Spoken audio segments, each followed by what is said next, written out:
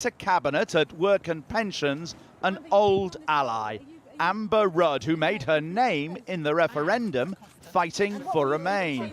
Welcome. This April, Rudd resigned as Home Secretary over the Windrush crisis, though a recent report said her officials had been to blame, not her. She's been one of the few MPs publicly to back May's Brexit deal. I am confident the Prime Minister can survive. I think she's demonstrated this week her complete commitment to making sure that she serves the people she was elected to do so, and she's come forward with a really practical response to leaving the European Union. I think it's the right combination. And the new Brexit Secretary is the much less well-known Stephen Barclay. He voted leave, though his job's been downgraded now to just the domestic aspects of Brexit, as Mrs May takes personal control of the negotiations. Meanwhile, Michael Gove, after overnight talk that he might resign, began the day saying nothing. Are you going to support the Prime Minister, sir? We'll be resigning today, Mr Gove. Though later said he's staying on. But that could still entail big trouble for the PM. Gove and the Development Secretary Penny Mordaunt are part of a 5-strong Brexiteer group convened by the Leader of the House, Andrea Leadsom, which also includes Liam Fox and Chris Grayling. Those 5 ministers, and other ministers as well perhaps, plan to meet over the next week ahead of the big European summit in Brussels on Sunday the 25th, which is due to agree the withdrawal deal.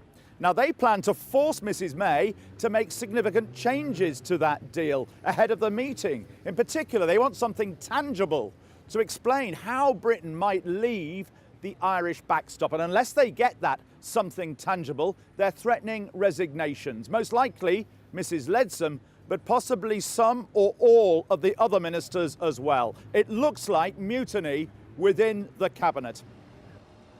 But the Prime Minister's not giving up. After almost 4 hours publicly fielding questions yesterday, she spent another half hour on a breakfast phone-in. I respectfully ask you to do the right thing in the national interest and stand down to allow someone from the Brexit camp to take the lead. For a lot of people who voted leave, what they wanted to do is to make sure that decisions on things like who could come into this country would be taken by us here in the UK and not by Brussels.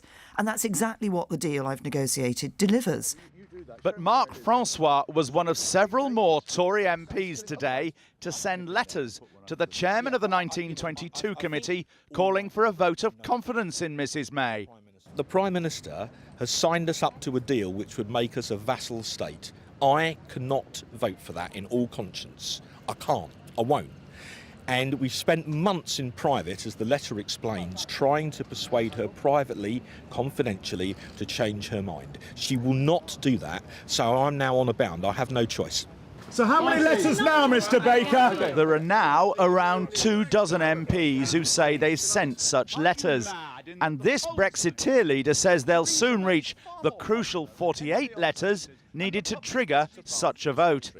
But polls suggest that Mrs May is more popular than any of the alternatives. Polls suggest all sorts of things, but we had a poll that suggested Remain would win the referendum, and then we found that Leave won. We had a poll which suggested that we would have a landslide Conservative victory at the general election, and then we find we're in a hung parliament.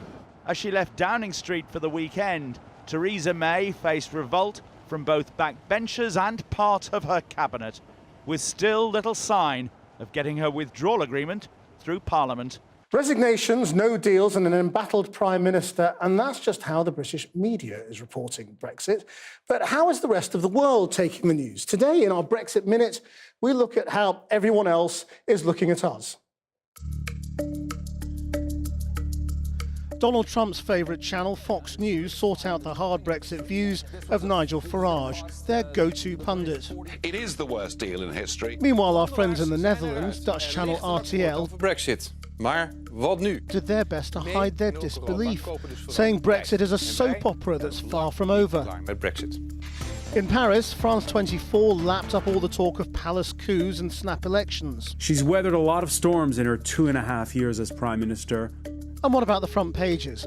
Well, Britain's reputation for unflappable stability is taking a hammering. It's not the deal that's being talked about, it's whether Theresa May can hold on to power. From the Irish Times describing the embattled May, to the New York Times talking of Britain's leader takes a bruising, and Spain's La Vanguardia, which says Theresa May is holding on despite resignations. There are 133 days to Brexit. Maybe.